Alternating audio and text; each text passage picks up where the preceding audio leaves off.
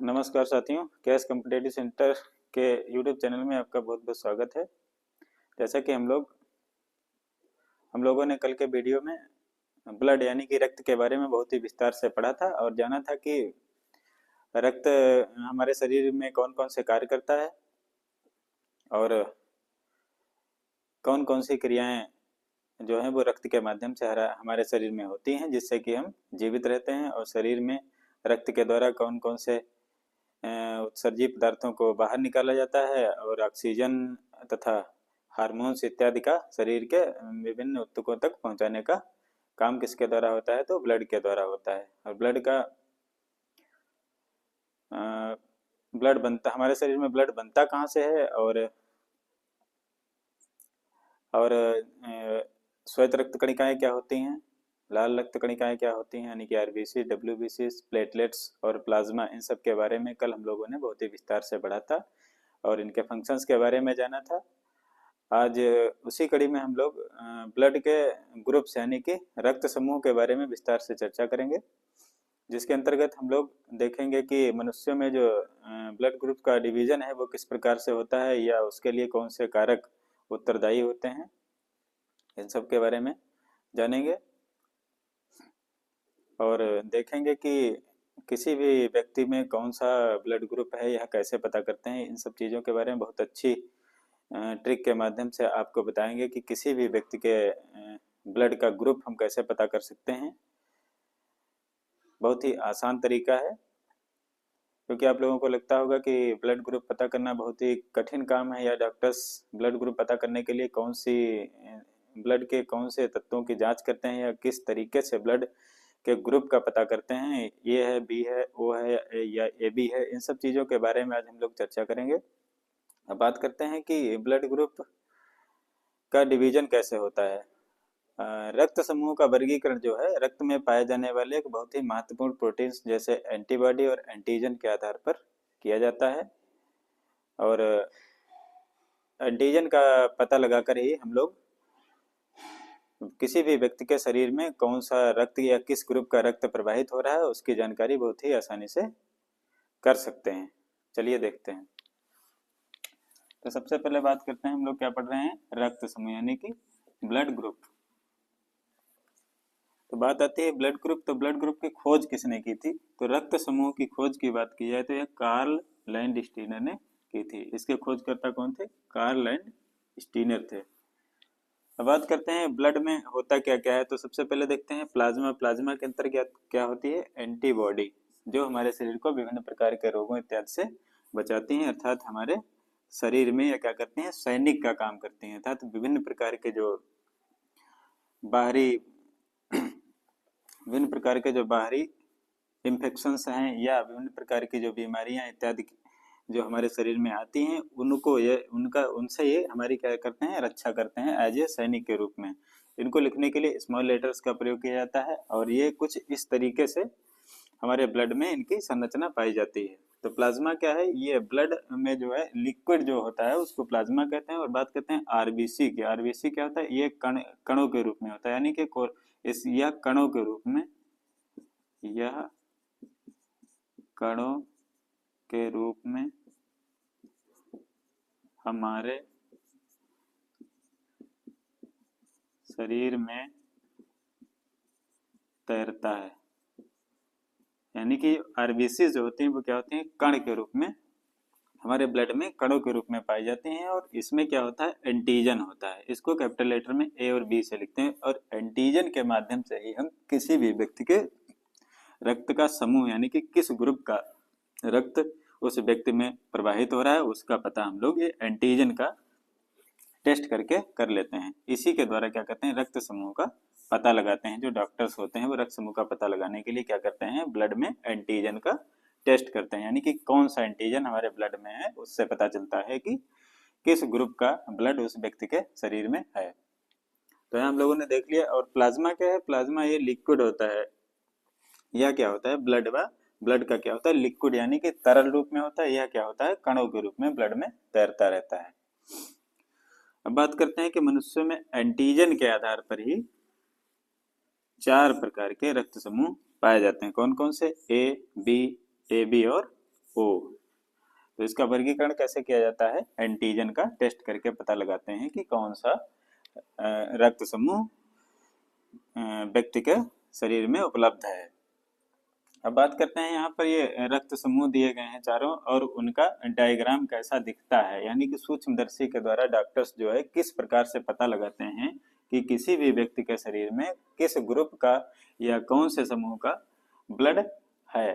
तो इसका पता लगाने के लिए क्या करते हैं डॉक्टर्स, क्या करते हैं ब्लड का एक एक या 2 बूंद ब्लड लेते हैं और उसको क्या करते हैं स्लाइड पर रख के उसको पतला करते हैं। उसके बाद सूक्ष्मदर्शी से देखते हैं तो कुछ इस प्रकार की संरचना अगर ब्लड में ए एंटीजन का ब्लड है तो उसमें ये गोल होने के बाद ये इसमें खांचे टाइप का जो तीर जैसा बना हुआ अगर दिखता है उसमें डॉक्टर्स को या जो लैब में कार्यरत जो व्यक्ति होता है, तो उसमें उसकी पहचान के लिए क्या करते हैं, अगर इस तरीके की संरचना आपको उसमें दिखाई दे रही है तो समझ जाना चाहिए ये क्या है, ए एंटीजन का ब्लड है, अर्थात इसका ग्रुप क्या होगा, ए होगा। अर्थात इस व्यक्ति का रक्त समूह जो होगा ए रक्त समूह होगा, और उसमें कुछ इस तरीके से ये जो एंटीबॉडी दिखाई गई है वह क्या होगी, बी। अर्थात रक्त समूह ए रक्त समूह के व्यक्ति में बी एंटीबॉडी पाई जाती है।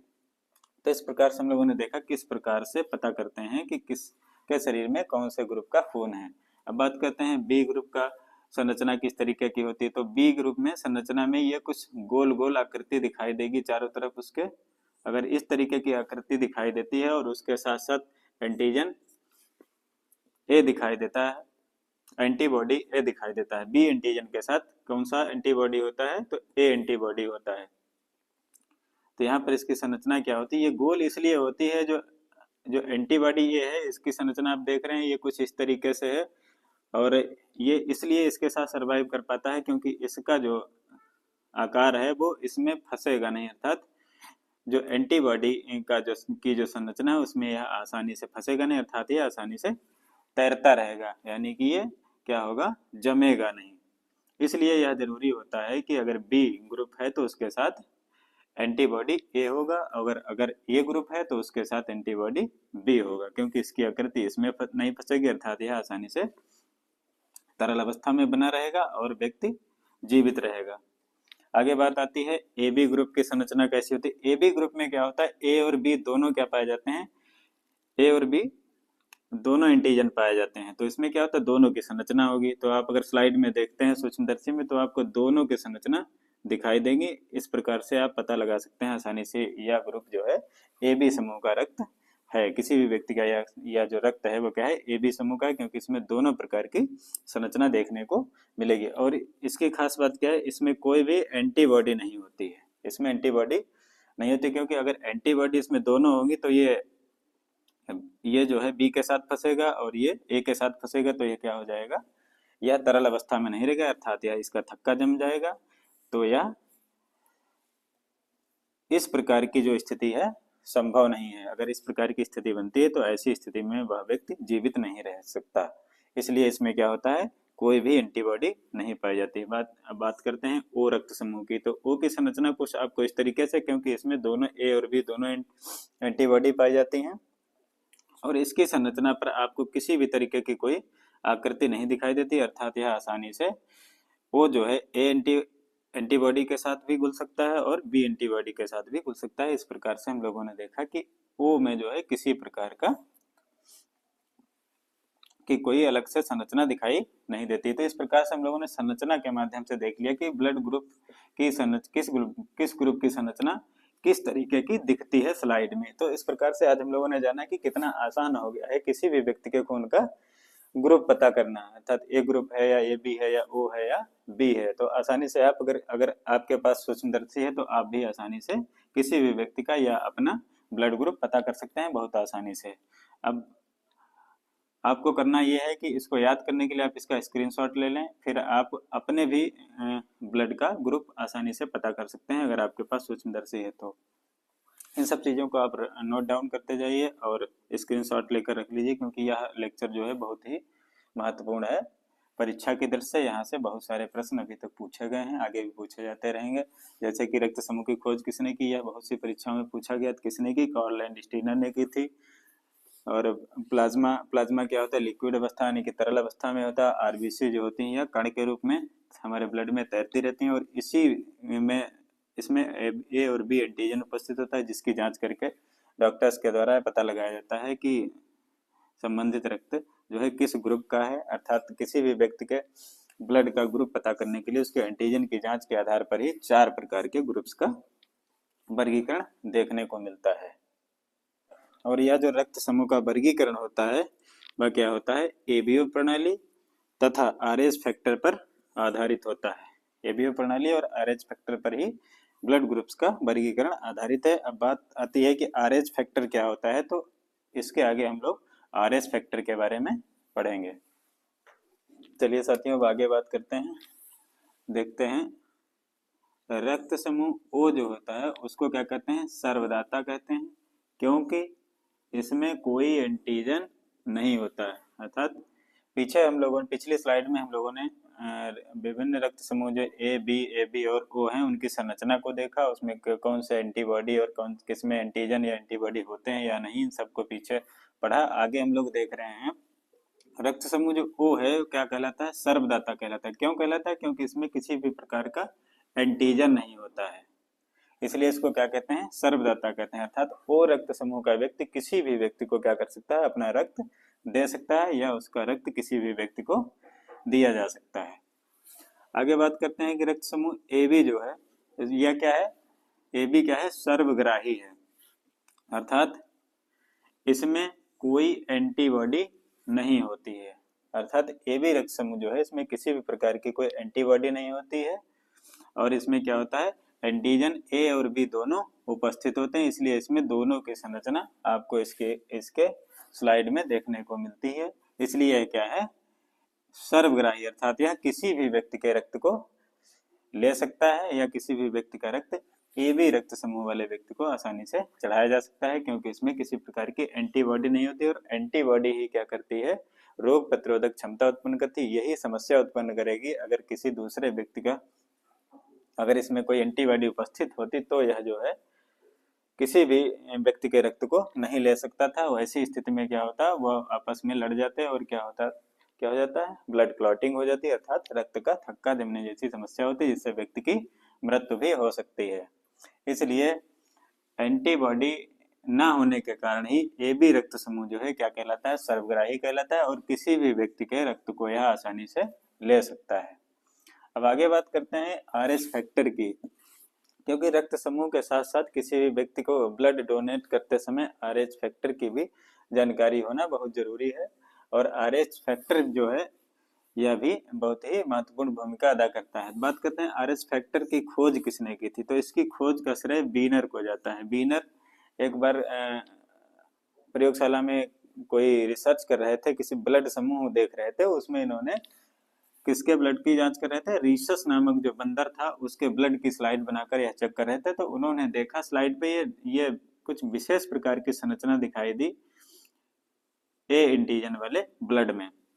इसमें क्या था, ए एंटीजन का जो ब्लड होता है उसकी आकृति कुछ इस तरीके से थी, लेकिन इसमें जो ये चौकोर आकृतियां जो दिखाई दे रही थी यह उनको संशय में डाल रही थी। अर्थात ये ए ग्रुप तो है, लेकिन इसके साथ साथ ये जो विभिन्न आकृति जो दिखाई दे रही इनका क्या मतलब है।